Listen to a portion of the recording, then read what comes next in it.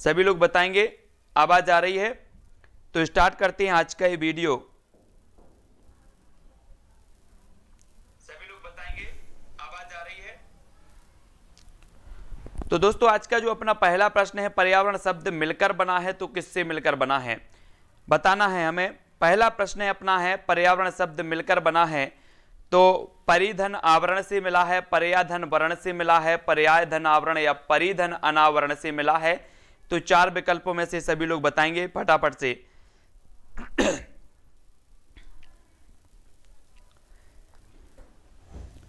तब आपका जो राइट आंसर हो जाएगा दोस्तों वो हो जाएगा विकल्प नंबर ए, यानी कि परिधन आवरण से मिलकर बना है पर्यावरण, और ए नंबर आपका बिल्कुल राइट आंसर होगा यहां पर।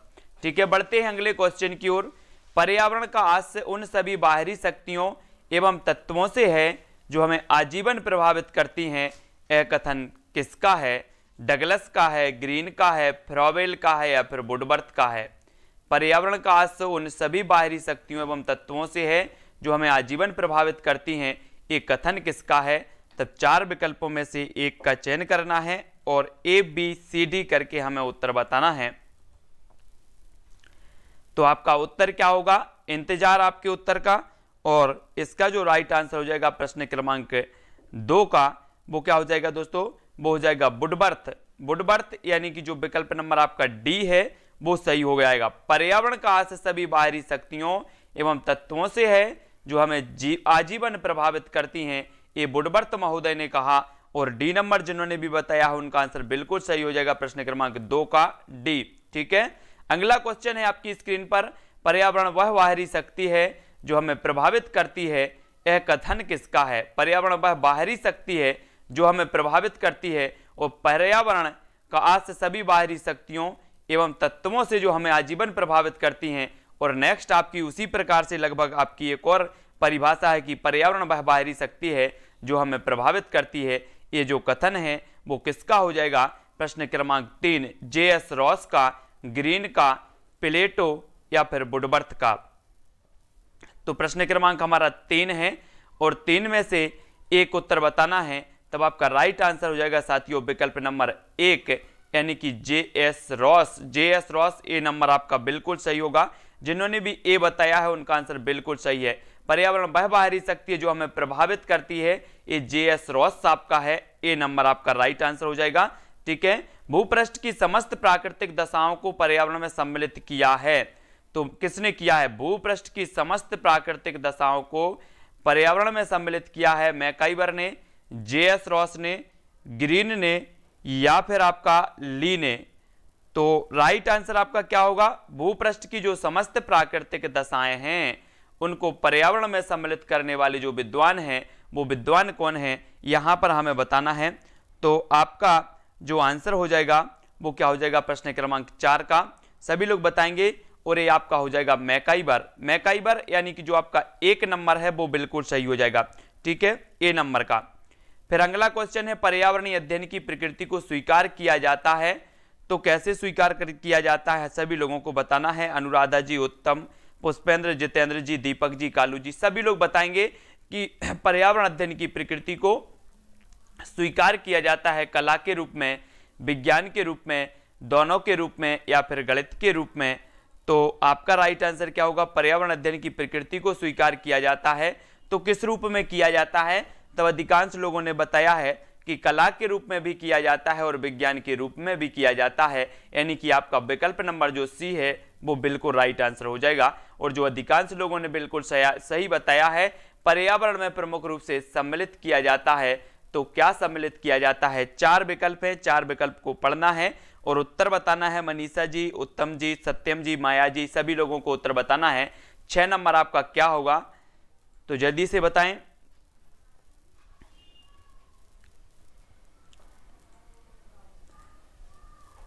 तब आपका बिल्कुल राइट आंसर क्या हो जाएगा कि पर्यावरण में प्रमुख रूप से सम्मिलित किया जाता है तो वो प्राकृतिक व्यवस्था, यानी कि जो ए नंबर है वो आपका बिल्कुल सही हो जाएगा। ठीक है, ए नंबर।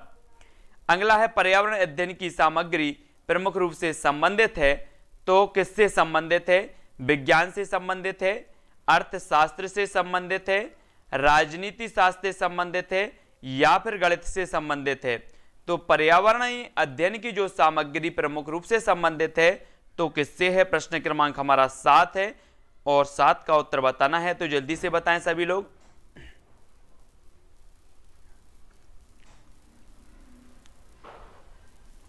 तब आपका राइट आंसर हो जाएगा साथियों ए, यानी कि विज्ञान से। पर्यावरणीय अध्ययन की जो सामग्री प्रमुख रूप से संबंधित है तो वो संबंधित है विज्ञान, और ये विकल्प आपका बिल्कुल सही होगा।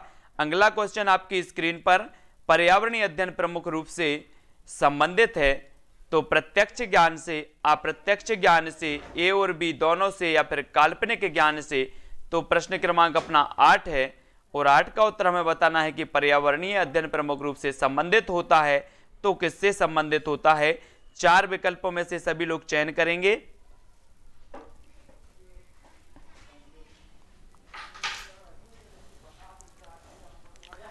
तो यहां पर पर्यावरणीय अध्ययन की बात हो रही है, तो अध्ययन जो होता है वो प्रत्यक्ष ज्ञान से, यानी कि जो विकल्प नंबर ए है वो आपका सही हो जाएगा, है ना। ए नंबर आपका पर्यावरणीय अध्ययन प्रमुख रूप से संबंधित है तो प्रत्यक्ष ज्ञान से संबंधित है, और ए नंबर आपका यहां पर सही होगा प्रश्न क्रमांक 8 का, है ना। अगला क्वेश्चन देखो, पर्यावरणीय अध्ययन में दृष्टिगोचर होता है तो क्या दृष्टिगोचर होता है? कार्य, कारण एवं प्रभाव, सिद्धांतों का समावेश, नियमों का समावेश, या प्रकृति का समावेश। तो पर्यावरणीय अध्ययन में दृष्टिगोचर होता है, क्या होता है? सभी लोग उत्तर बताएंगे।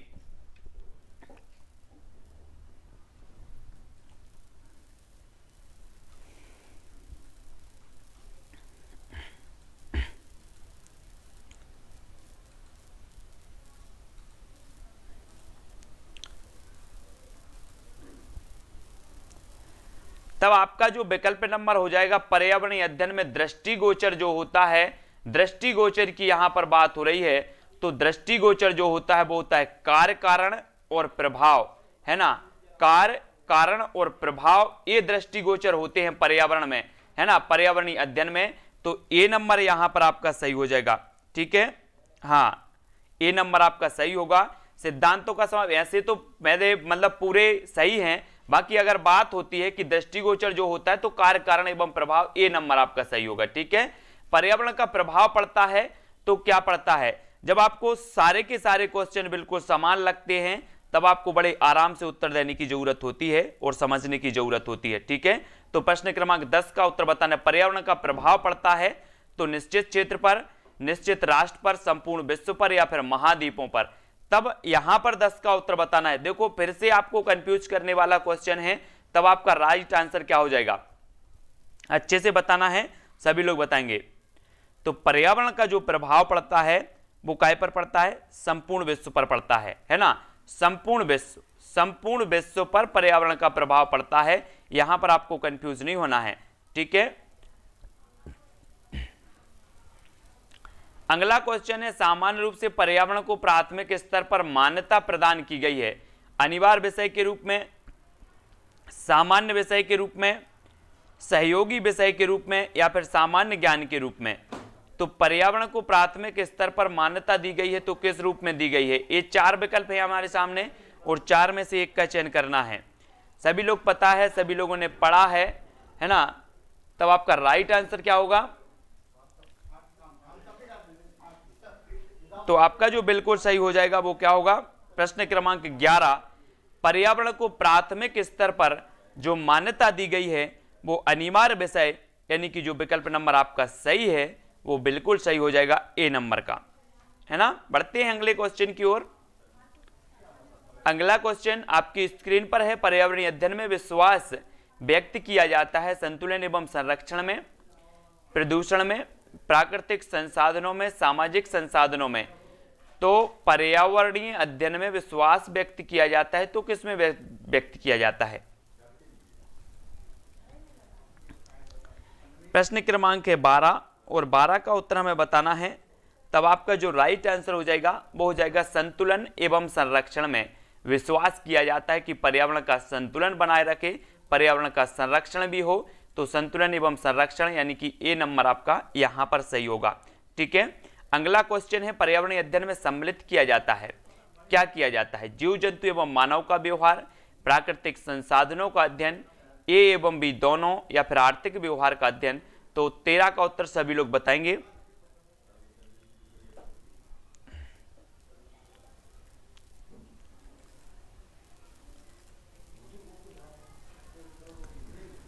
तब आपका जो उत्तर हो जाएगा साथियों वो हो जाएगा सी, यानी कि जीव जंतु और मानव व्यवहार प्राकृतिक संसाधनों का अध्ययन, यानी कि सी नंबर आपका बिल्कुल यहां पर सही होगा।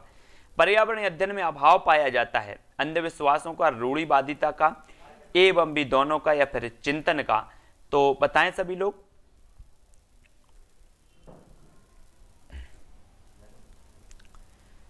प्रश्न क्रमांक 14 का जो आपका उत्तर होगा वो होगा सी, अंधविश्वासों का और रूढ़िवादिता। ए और बी आपका सही हो जाएगा। ठीक है, अगला क्वेश्चन है पर्यावरण का मुख्य उद्देश्य क्या है?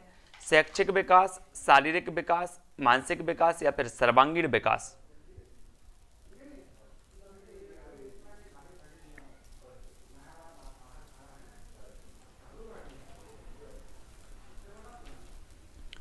तब प्रश्न क्रमांक जो 15 का आंसर हो जाएगा साथियों वो हो जाएगा डी, यानी कि सर्वांगीण विकास। डी नंबर आपका बिल्कुल राइट होगा। अगला क्वेश्चन है पर्यावरणीय अध्ययन में विरोध किया जाता है, किस चीज का विरोध किया जाता है? मानवीय मूल्यों का, औद्योगिकरण का, भौतिक विकास का, या पर्यावरण विरोधी क्रियाओं का।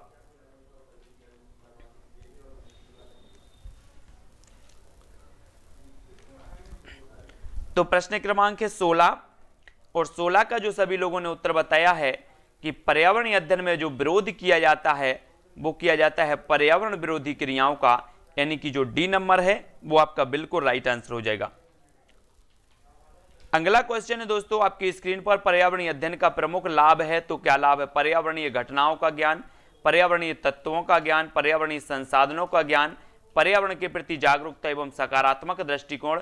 तो पर्यावरणीय अध्ययन का प्रमुख लाभ क्या है हमें बताना है प्रश्न क्रमांक 17 में, और सभी लोगों को आंसर आनी चाहिए। और सभी लोगों को अपनी शाम को 6:30 बजे पर्यावरण अध्ययन की क्लास लगती है, तो पर्यावरण अध्ययन की क्लास में स्पेशल नोट्स के माध्यम से हम पढ़ाई कर रहे हैं अब, है ना।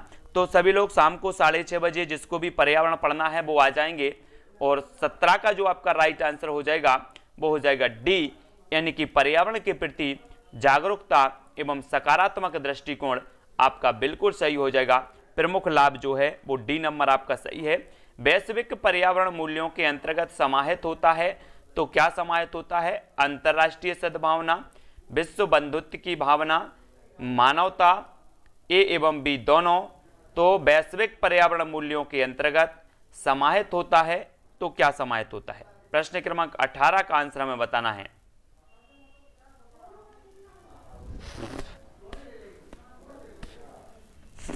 तब आपका राइट आंसर हो जाएगा दोस्तों सी, यानी कि अंतर्राष्ट्रीय सद्भावना और विश्व बंधुत्व की भावना। और सी नंबर आपका बिल्कुल यहां पर सही होगा। ठीक है,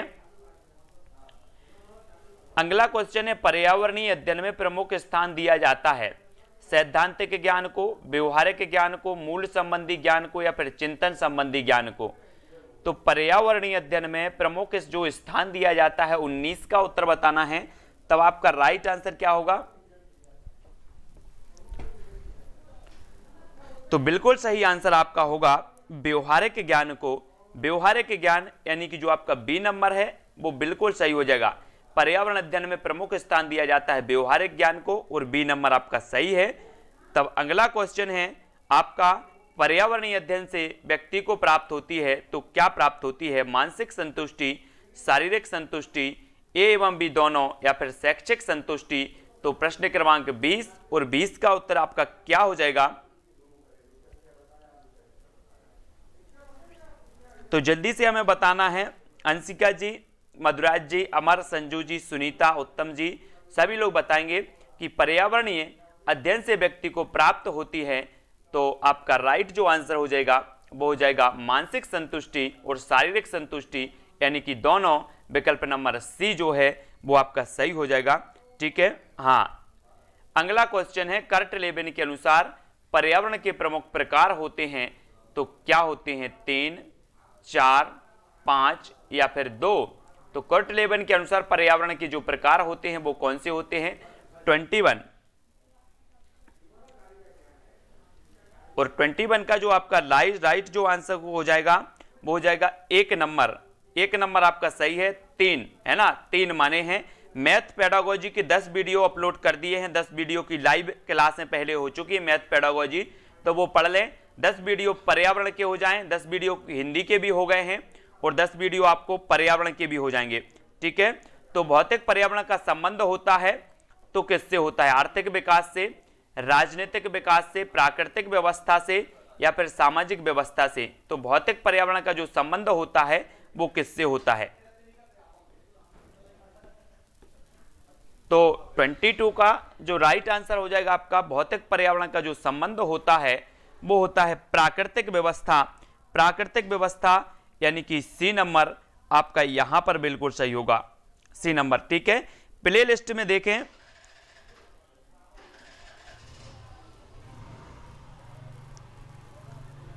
शैलजा गुप्ता जी मैथ पेडागोजी पढ़ाते, मैथ की वैसी क्लास नहीं लगती है ना। तो आपको नदी, पर्वत एवं खनिज पदार्थों को सम्मिलित किया जाता है तो किसमें किया जाता है? भौतिक पर्यावरण में, सामाजिक पर्यावरण में, जैविक पर्यावरण में या फिर मानसिक पर्यावरण में। तो नदी, पर्वत एवं खनिज पदार्थों को सम्मिलित किया जाता है, किसमें किया जाता है हमें बताना है, तो बताएं जल्दी से।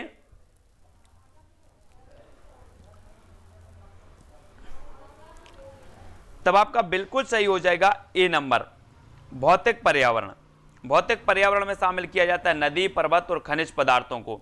ए नंबर आपका यहां पर सही होगा, ठीक है। अगला क्वेश्चन है, भौतिक पर्यावरण संबंधी शक्तियों को विभाजित किया गया है तो 2 भागों में, 3 भागों में, 4 भागों में या फिर 5 भागों में। तो भौतिक पर्यावरण संबंधी शक्तियों को विभाजित किया गया है तो किसमें किया गया है? 24।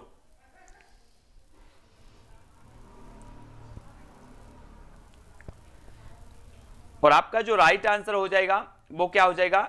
ए, यानी कि 2 भागों में, 2 और ए नंबर आपका बिल्कुल सही है, 2 भागों में विभाजित किया गया है, ए नंबर, ठीक है। अगला क्वेश्चन है, ऋतु, अक्षय, अपर्दन एवं पृथ्वी का परिक्रमण सम्मिलित किया जाता है तो किसमें सम्मिलित किया जाता है? भौतिक पर्यावरण की आंतरिक शक्तियों में, भौतिक पर्यावरण की बाह्य शक्तियों में, ए एवं बी दोनों में या फिर वैज्ञानिक शक्तियों में। तो 25 का हमें बताना है। और शाम को 7:15 पर हम बाल विकास के ओल्ड पेपर का अध्ययन कर रहे हैं। बाल विकास के जितने भी व्यापम से संबंधित ओल्ड पेपर हैं उनका अध्ययन करेंगे, है ना। कल हमने 2011 के ओल्ड पेपर को पढ़ा था और आज हम और भी ओल्ड पेपर पढ़ेंगे। तो ऋतु, अक्षय, अपर्दन एवं पृथ्वी का परिक्रमण सम्मिलित किया जाता है।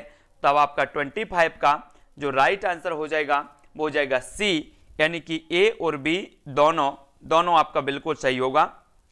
अगला क्वेश्चन आपका है, भौतिक पर्यावरण की आंतरिक शक्तियों में समाहित है तो क्या समाहित है? आंतरिक शक्तियों में हमें बताना है भूकंप तथा ज्वालामुखी, सूर्यताप, ग्रहों का परिभ्रमण या फिर घूर्णन गतियां। तो भौतिक पर्यावरण की आंतरिक शक्तियों में समाहित है बताना है।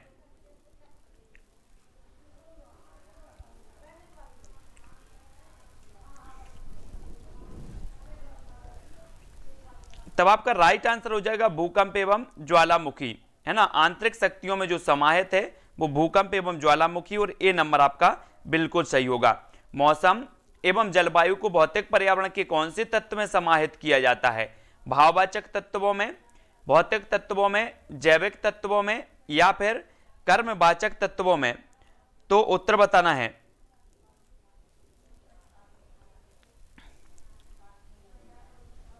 मौसम एवं जलवायु को भौतिक पर्यावरण के कौन से तत्व में समाहित किया जाता है? तो 27 का जो आपका राइट आंसर हो जाएगा वो हो जाएगा मौसम, जलवायु को भौतिक पर्यावरण के कौन से? तो भौतिक तत्वों में, भौतिक तत्वों, यानी कि जो बी नंबर आपका सही है वो बिल्कुल सही हो जाएगा यहां पर। अगला क्वेश्चन है आपकी स्क्रीन पर, जैविक पर्यावरण में प्रमुख रूप से समाहित किया जाता है जीव जंतुओं को, वनस्पतियों को एवं भी दोनों को या फिर समुद्री लहरों को। तो जैविक पर्यावरण में प्रमुख रूप से समाहित किया जाता है तो क्या समाहित किया जाता है?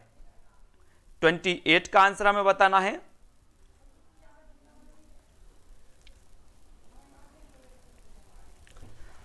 तब आपका बिल्कुल सही आंसर हो जाएगा विकल्प नंबर सी, यानी कि जीव जंतुओं को भी और वनस्पतियों को, है ना।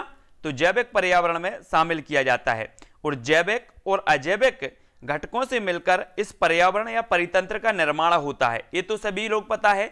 और जैविक पर्यावरण में प्रमुख रूप से अध्ययन किया जाता है तो मानव के प्रति व्यवहार का, मानव एवं जीव जंतुओं के मध्य अंतर संबंधों का, मानवीय मूल्यों का या फिर नैतिक मूल्यों का। तो जैविक पर्यावरण में प्रमुख रूप से अध्ययन किया जाता है तो किस चीज का किया जाता है? 29 का आंसर हमें बताना है।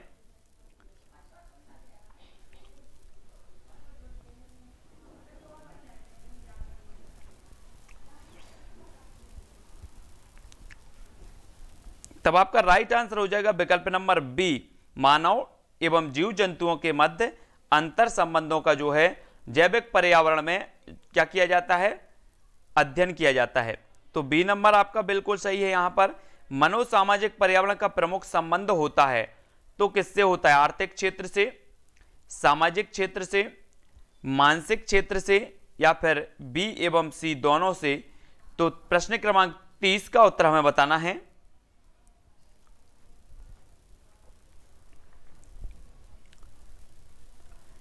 तब आपका राइट जो आंसर हो जाएगा दोस्तों वो हो जाएगा विकल्प नंबर डी, यानी कि बी सामाजिक क्षेत्र से और मानसिक क्षेत्र से, यानी कि सी।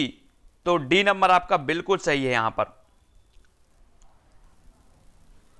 अगला क्वेश्चन आपकी स्क्रीन पर पारिस्थितिकी प्राणियों एवं प्रकृति के मध्य अंतःक्रिया का वैज्ञानिक अध्ययन है जो प्राणियों की पर्याप्तता एवं विस्तारण निर्धारित करती है। यह कथन किसका है? सीजे क्रेप्स का, ग्रीन का, मैक का या फिर क्लार्क का। तो 31 का आंसर हमें बताना है।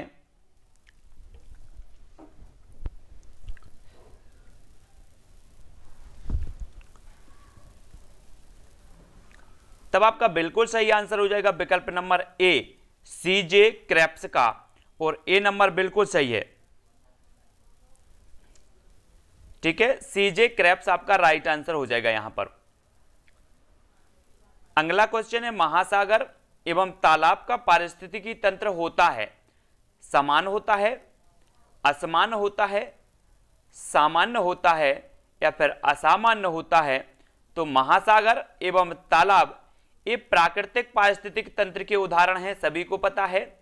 और जो है इसमें जो पारिस्थितिक तंत्र होता है वो कैसे होता है तब हमें बताना है। 32 का आंसर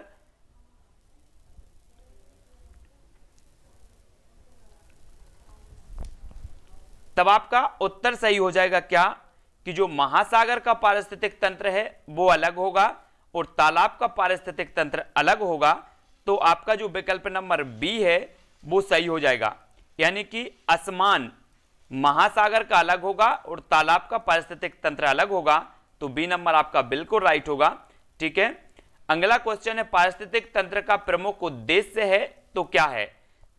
प्राकृतिक संतुलन, स्वयं का संतुलन, ए एवं बी दोनों या फिर जैविक संतुलन। तो प्रश्न क्रमांक 33 और आपका उत्तर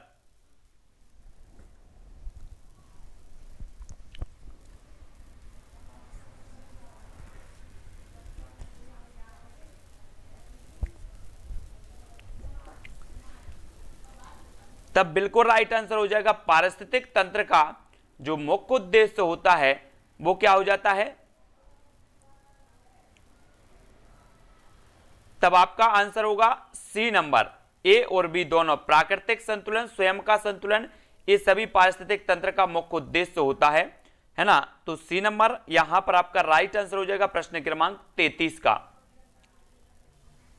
अगला क्वेश्चन देख लेते हैं,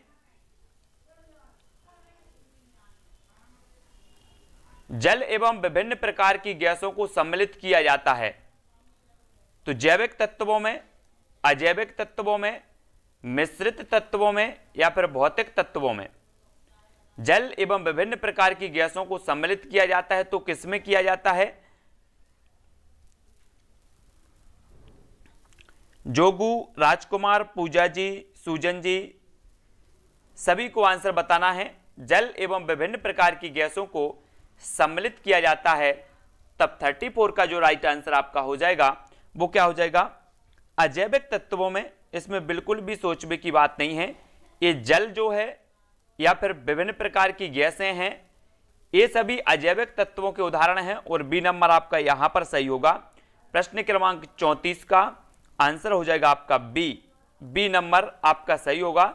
जैविक और अजैविक तो आपको पता होगा, यहां पर कंफ्यूज होने की बात नहीं है। जैविक मतलब जिनमें जीवन है वो जैविक, और जिनमें जीवन नहीं है वो अजैविक। तो आपको याद रख लेना है, गैसों में कोई ऐसा जीवन नहीं है, जीव नहीं है, तो वो अजैविक। जल में भी ऐसा कुछ नहीं है, तब आपको याद रख लेना है कि जल एवं विभिन्न प्रकार की गैसों को सम्मिलित किया जाता है तो अजैविक तत्वों में सम्मिलित किया जाता है। बी नंबर आपका सही होगा। अगला क्वेश्चन है, उत्पादक जीवधारी से आज से होता है पौधों से, वनस्पतियों से, वन्य जीवों से, या फिर जो अपना भोजन स्वयं तैयार करते हैं उनसे।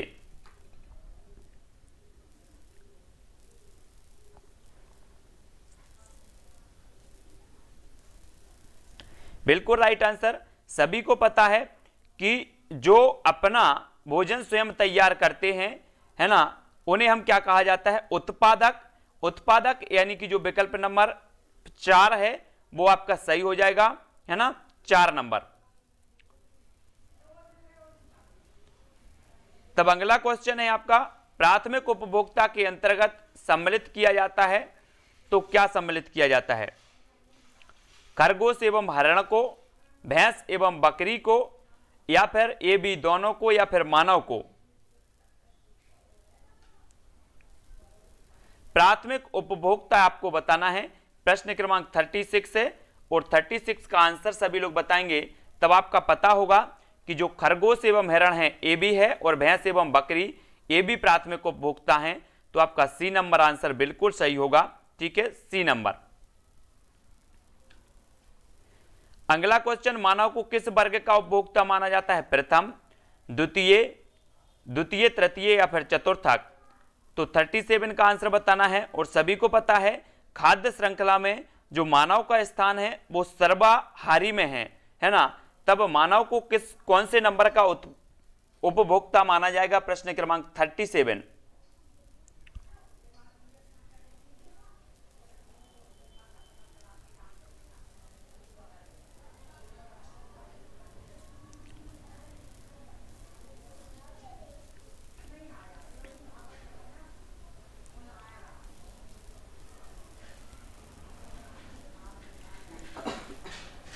तब सभी लोगों का आंसर आने चाहिए। प्रश्न क्रमांक आपके पास 4 हैं और 4 में से एक उत्तर बताना है।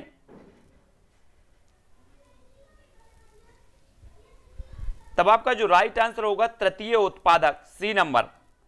ठीक है, तृतीय उपभोक्ता।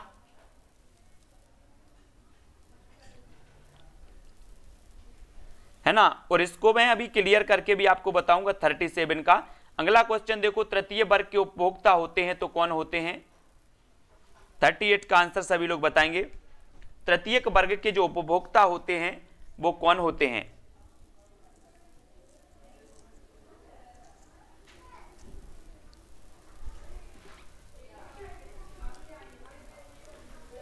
चार विकल्प में से सभी लोगों को आंसर बताना है।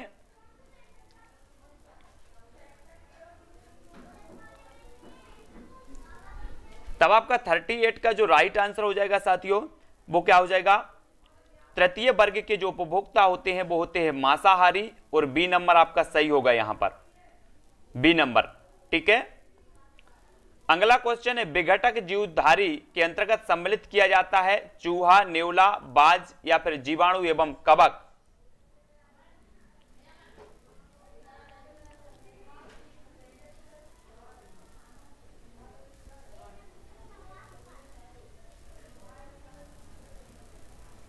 तब प्रश्न क्रमांक आपका 39 है और 39 का आपका उत्तर हो जाएगा कि विघटक जीवधारी के अंतर्गत सम्मिलित किया जाता है तो जीवाणु और कवक को, यानी कि डी नंबर सही है।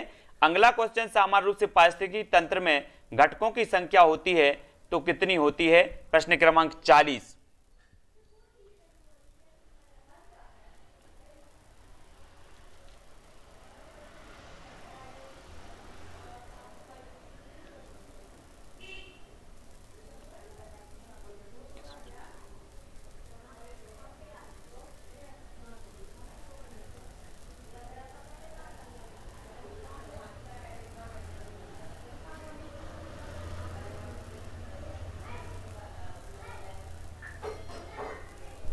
तब आपका प्रश्न क्रमांक जो 40 का जो आंसर हो जाएगा साथियों, वो क्या हो जाएगा, 40 का ए, यानी कि पारिस्थितिक तंत्र में घटकों की जो संख्या है वो 4, ए नंबर आपका यहां पर सही हो जाएगा। ठीक है, अगला क्वेश्चन है, अपूर्ण पारिस्थितिक तंत्र में अभाव होता है तो किसका होता है? सभी लोग आंसर बताएंगे। अपूर्ण पारिस्थितिक तंत्र में अभाव किसका होता है? 4 विकल्प हैं, 4 विकल्पों को पढ़ना है और सभी लोग उत्तर बताएंगे।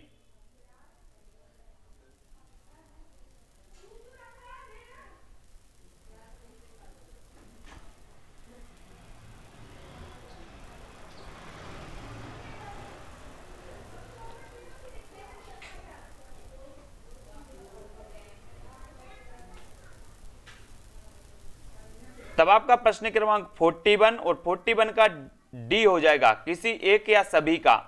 अपूर्ण पारिस्थितिक तंत्र में अभाव होता है तो किसी एक या फिर सभी का।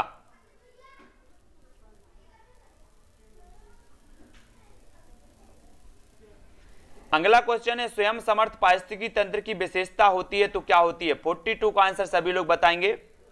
42,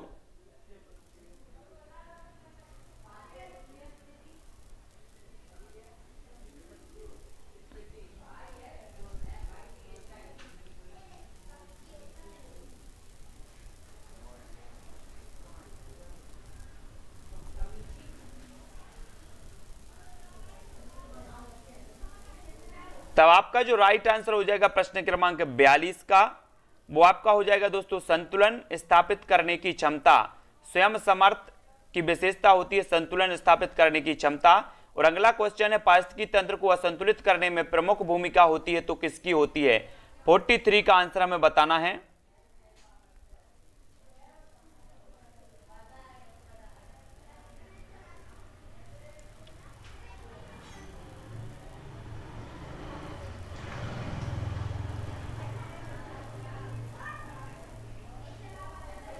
तब 43 और 43 का जो अधिकांश लोगों ने बताया है उत्तर, वो बताया है ए, पारिस्थितिक तंत्र को असंतुलित करने में भूमिका होती है मानव की, तो ए नंबर आपका बिल्कुल सही हो जाएगा। ठीक है, बहुत बढ़िया।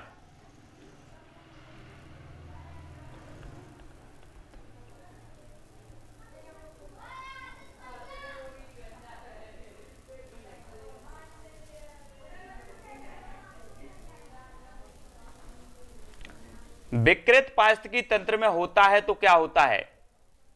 44 नंबर का आंसर हमें बताना है।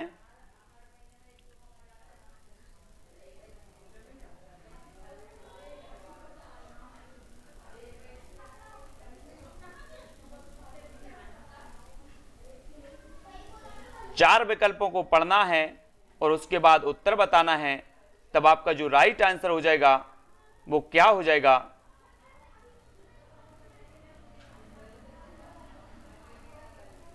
44 का आंसर बिल्कुल आपका सही हो जाएगा। क्या? डी, यानी कि विकृत पारिस्थितिकी तंत्र में होता है उत्पादक एवं उपभोक्ताओं के समान अनुपात में कमी या फिर वृद्धि। ये सभी को याद रख लेनी है। ठीक है, ये सभी लोग याद रखेंगे। यहां पर अपन क्वेश्चन देख रहे थे, क्या देख रहे थे?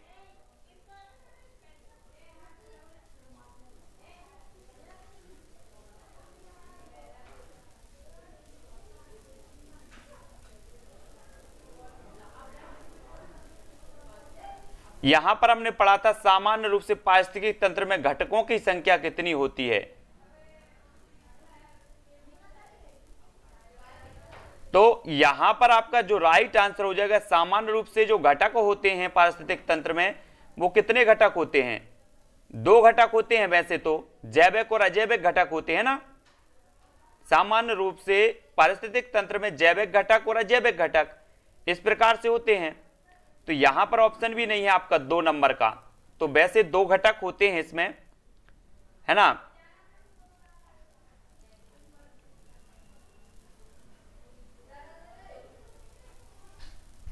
तो ये सभी चीजों को याद रख लेना है सभी लोगों को, और सभी लोग वीडियो को लाइक करेंगे। अगर किसी को कोई क्वेश्चन में और भी डाउट है तो वो जल्दी से बताएंगे, है ना।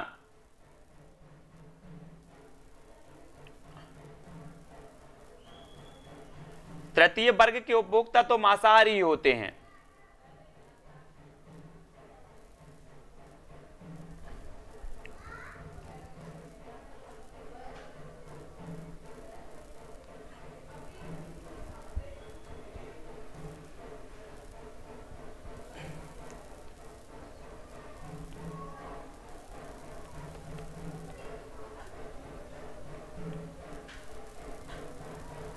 तब और भी किसी को अगर डाउट है तो वो सभी लोग लिखेंगे, ठीक है। और सभी लोगों को लाइक करना है। शाम को आपकी क्लास होगी काय की, पर्यावरण की, तो पर्यावरण की क्लास में सभी लोगों को आना है, ठीक है। सभी लोग पर्यावरण को स्पेशल रूप से पढ़ेंगे अपन। और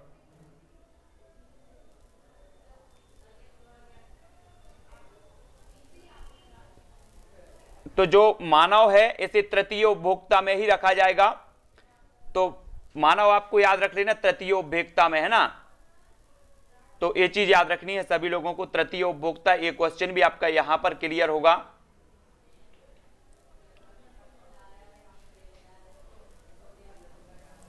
ठीक है, सभी लोग वीडियो को लाइक करेंगे, सभी को शेयर भी करना है। और ठीक है, बहुत बढ़िया।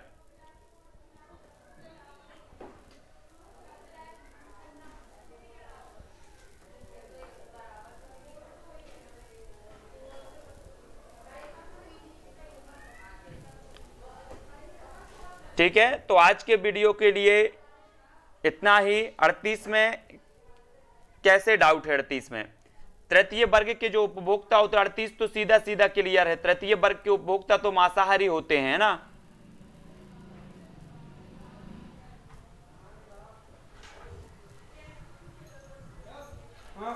ठीक है, तो ये जहां जहां पर भी डाउट है इस पे हम आपको चर्चा करके भी बता देंगे, और है ना, कहीं भी अगर आपको लगता है। बहुत बढ़िया। और विक्रम जी, अंजना जी, पुष्पेंद्र जी, ठीक है, बहुत बढ़िया। तो ठीक है, सभी को जय हिंद।